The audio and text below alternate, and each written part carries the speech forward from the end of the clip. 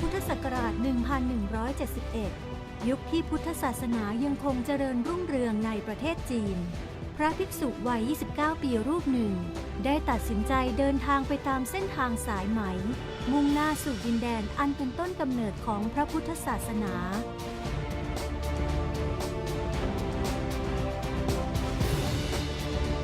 แม้จะรู้ว่าหนทางข้างหน้าล้วนเต็มไปด้วยอุปสรรคอันตรายที่อาจต้องแลกด้วยชีวิตแต่ท่านก็ยังคงมุ่งมั่นที่จะเดินทางต่อไปเพื่อค้นหาความหมายที่แท้จริงที่บันทึกไว้ในคำสอนของบุคคลที่ทุกคนเรียกกันว่าพระพุทธเจ้า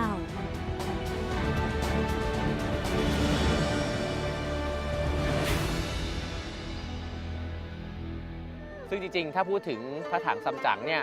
คนไทยเราก็น่าจะนึกถึงละครไซอิ๋วนะครับที่ก็ได้ดูกันมาหลายเวอร์ชั่นด้วยกันนะครับจริงๆแล้วเนี่ยพระถังซัมจั๋งเนี่ยก็เป็นบุคคลที่มีตัวตนจริงๆในประวัติศาสตร์เหมือนกันนะครับแต่ว่าวรรณกรรมเรื่องนี้ก็ถูกแต่งขึ้นมาโดยได้รับแรงบันดาลใจมาจากชีวิตจริงของพระถังซัมจั๋งนั่นเอง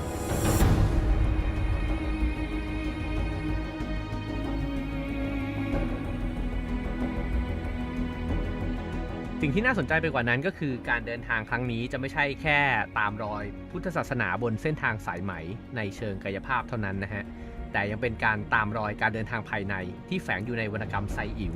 ซึ่งผู้เขียนได้สอดแทรกคติธรรมทางพุทธศาสนาไว้อย่างลึกซึ้งอีกด้วย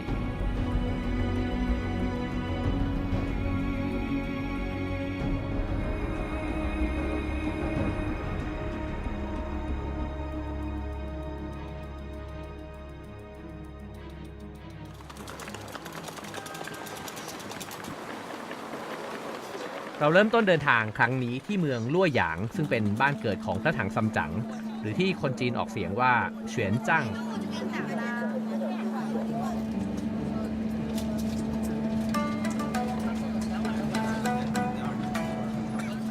โดยในยุคนั้นเมืองหลวงของประเทศจีนก็คือเมืองฉางอานหรือว่าซีอานในปัจจุบันนะฮะและ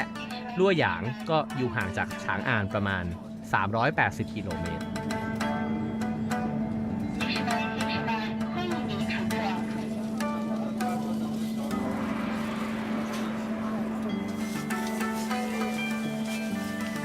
สถานที่สำคัญของลั่วหยางที่เราไปกันก็คือถ้ำหลงเหมินสิ่งก่อสร้างทางพุทธศาสนายุคแรกๆในจีนซึ่งสร้างมานานกว่า 1,700 ปีแล้วเป็นหนึ่งในหลักฐานที่แสดงให้เห็นถึงความรุ่งเรืองของพุทธศาสนาในบริเวณนี้ครับถ้ำหลงเหมินนี่ก็ถือว่าเป็นถ้ำพระที่ใหญ่มากแห่งหนึ่งนะครับในจำนวนถ้ำพระหลายๆแห่งในประเทศจีน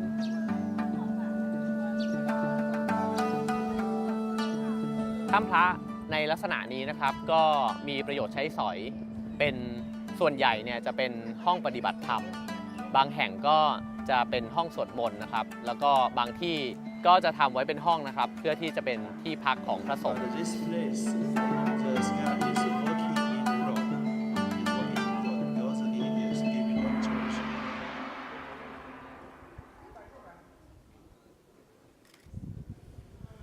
ส่วนผู้สร้างส่วนใหญ่ที่ทำถ้ำพระทั้งหลายขึ้นมาเนี่ยคุณแฟรงค์นะครับซึ่งก็เป็นไกด์ของเราเนี่ยเขาก็เล่าให้ฟังนะครับว่า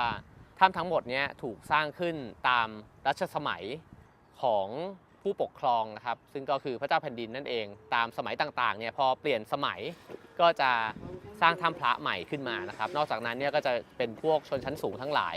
ที่มีเงินนะครับก็จะเอาเงินมาสร้างพระแล้วก็ทำถ้ำที่นี่นะครับพอเห็นถ้ำหลงเหมินนะครับก็ชวนให้คิดถึงตอนที่ไปที่อาจันต้านะครับแล้วก็ที่ถ้ำอาจันต้าก็เป็นถ้ำพระเหมือนกันแต่ว่ามีลักษณะที่แตกต่างกันอยู่นะครับคือว่าอาจันต้าเนี่ยจะเหมือนกับเจาะเข้าไปในภูเขาหินนะฮะแล้วก็ลักษณะของห้องเนี่ยจะใหญ่มากคล้ายๆกับพระอุโบสถ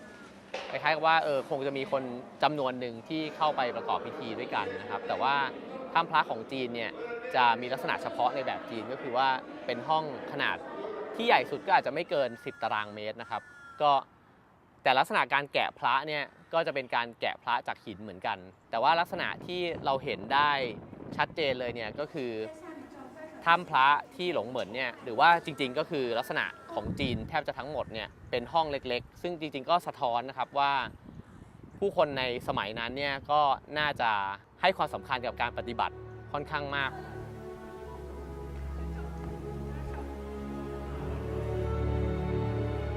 นอกจากถ้ำเล็กถ้ำน้อยกว่า 2,000 ถ้ำแล้วนะฮะที่นี่ก็ยังมีพระพุทธรูปอีกนับแสนองค์ศิลาจารึกกว่า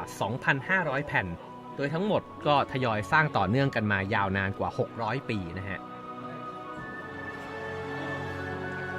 นั่นหมายถึงพระถังซัมจั๋งเกิดและเติบโตมาในบ้านเมืองที่เต็มไปด้วยผู้คนที่ศรัทธาในพุทธศาสนาอย่างแรงกล้าและท่านก็เริ่มบรรพชาเป็นสามเณรตั้งแต่อายุได้ 13 ปีเท่านั้น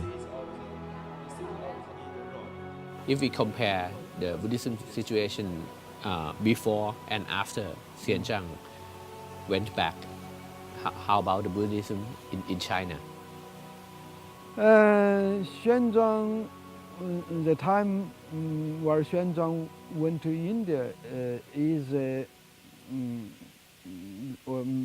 I may say, the high time and the good time for Chinese Buddhism. And after him, the Buddhism became more and more signalized. That means transformed more, adapted more to the Chinese culture. And after Xuanzang, there's Yijin, a group of people, a group of Chinese pilgrim monks who went to India after Xuanzang. But during the Song, in the 10th century or 11th century, this movement or this campaign stopped. So the Chinese Buddhism became very, let's say, mature. And at the Indian side, the Buddhism declined and disappeared in 13th century. In 13th century and the 4th century, the Buddha, because the invasion of the Muslim, and the Buddhism monastery destroyed. So the Chinese people need not to go to India anymore. พุทธในจีนก็แพร่มาจากทางอินเดียนะครับแต่ว่าในตอนแรกเนี่ยก็สามารถมาได้ถึงเพียงแค่ทิศตะวันตกเฉียงเหนือของชมพูทวีปซึ่งก็ได้แก่ดินแดนที่ทุกวันนี้เป็นแคชเมียร์ปากีสถานอัฟกานิสถานนะครับก็จะอยู่ตรงนั้นในยุคที่พุทธรุ่งเรืองที่สุดเนี่ยคือสมัยพระเจ้าอโศกมหาราชซึ่งก็ประมาณ200กว่าปีก่อนคริสตกาลนะครับหลังจากนั้นพุทธก็ค่อยๆซึมเข้ามาเรื่อยๆนะครับจนกระทั่งมารุ่งเรืองที่สุดในจีนเนี่ยในประมาณคริสตศตวรรษที่ 4ตอนนั้นพระเจ้าแผ่นดินจีนก็เริ่มหันมานับถือพุทธศาสนาบางองค์เนี่ยถึงขั้นที่ให้ลูกชายบวชเป็นพระเลยนะครับ